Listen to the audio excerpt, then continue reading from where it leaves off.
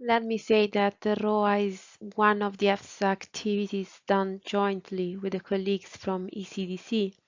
So I will guide you through a short introduction to give you some definitions, and then we will see the role of EFSA in these types of events, and actually which is the legal framework that supports the EFSA remit.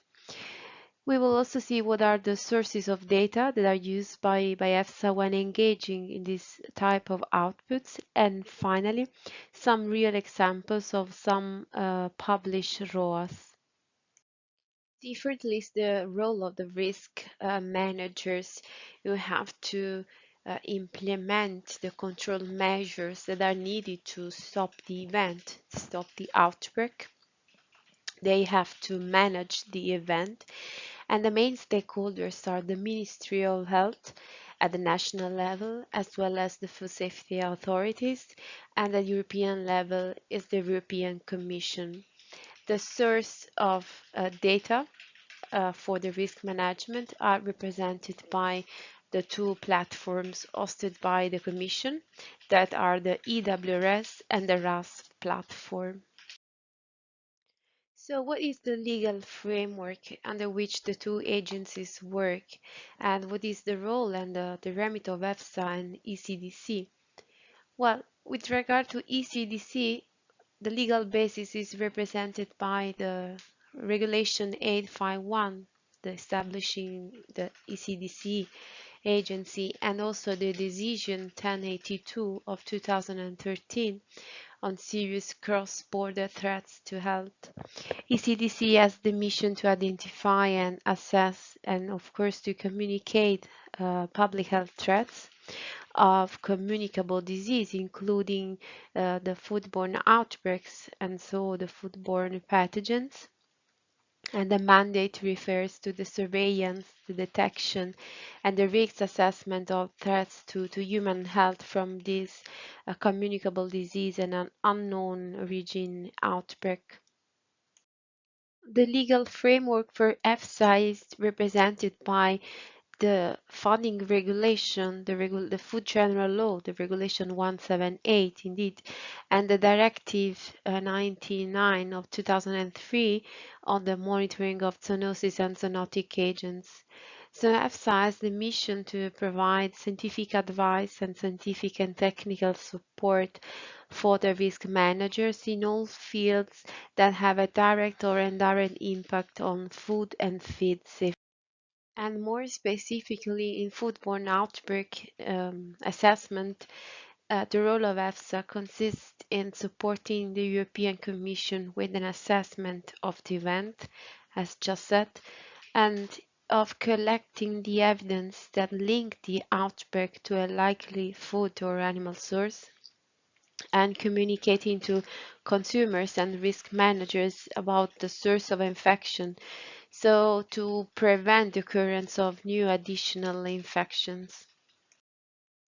What are the main tools, so to say, the main platforms used by EFSA and ECDC when they engage in such a kind of activity?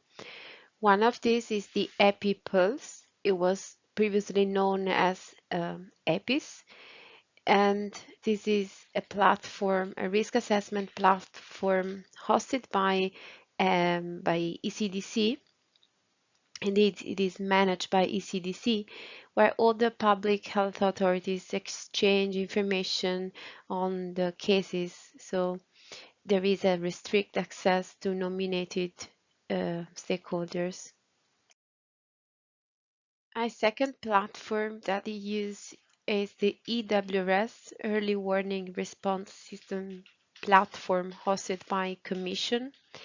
And this platform has the aim of enabling indeed Commission and all the competent authorities at national level to be in communication for the final purpose of alerting, assessing, the risk and determining the measures that may be required to protect public health.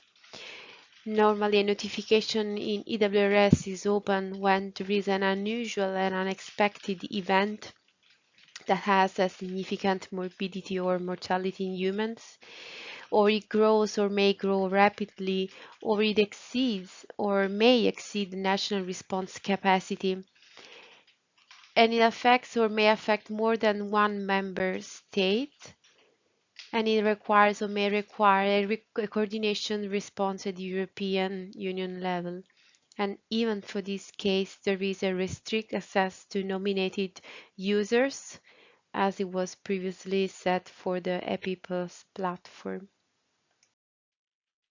The Rapid Alert System for Food and Feed, the RASF platform, is an official system for sharing information on hazards that were detected in food and that were traded across the countries of the European Union. And the aim is to trace these batches of contaminated food back and forward. So RASF has the aim to ensure a flow of information, a continuous flow of information among the countries, so to react in case of public health risk detected in the food chain. RASF is also shaped under the IRASF platform that has a restrict access to all the competent authorities, and they are designed officially by the government of the country as members of the RASF and the competent service of the European Commission. So when an ECDC and EFSA ROA are produced, this document is produced when there is the need to rapidly communicate about the risk assessment to member states and to the European Commission. And more in general, when clusters of human cases of the same foodborne disease identified by the member states are ongoing and there is the suspicion of an exposure to a common food that was traded across Europe, well, in this case, the European Commission or ECDC can request EFSA to perform a risk assessment of the multi-foodborne outbreak event, so-called a joint activity EFSA and ECDC, with the aim of timely inform risk managers and the general public that there is a cross-border threat to public health. And I can also add that the joint ROS regards the main foodborne diseases, but also other new emerging or rare foodborne bacterial, viral, or parasitic infections, which may require a joint ROA to be done, and this is evaluated on a case by case. The main stakeholders at European level involved in the ROA production. From the risk assessment sector, there is, of course, ECDC and EFSA, as well as the URL of the pathogen, of the concerned pathogen. And from the risk management sector, there is Santé C3 for the human health sector and Santé G4 for the food safety sector. And how many phases of actions exist in the raw production? Well, there are 4 phases: an alert, an assessment, a management, and a closure phase. And now we will see all of them in more details. The detection of a foodborne outbreak happens at a national level. Member states report the detection of an outbreak, and ECDC and Commission are made aware via the official platforms. However, the public health threat might also be notified via all these platforms, or it can be already present in the media or detected by the routine surveillance systems, and also InfoSum might play a role, and so on. The assessment phase is based on all the data that are shared in the 3 platforms we have seen before. So the EpiPulse, the ECDC platform, risk assessment platform, as well as the 2 risk management platforms hosted by Commission, such as EWRS and RASF. So the information are shared by the countries before, but also during the drafting of the document. The data are collected and organized in the draft, and then the assessment is performed by the two agencies. And data are also validated by the countries because they are the data providers.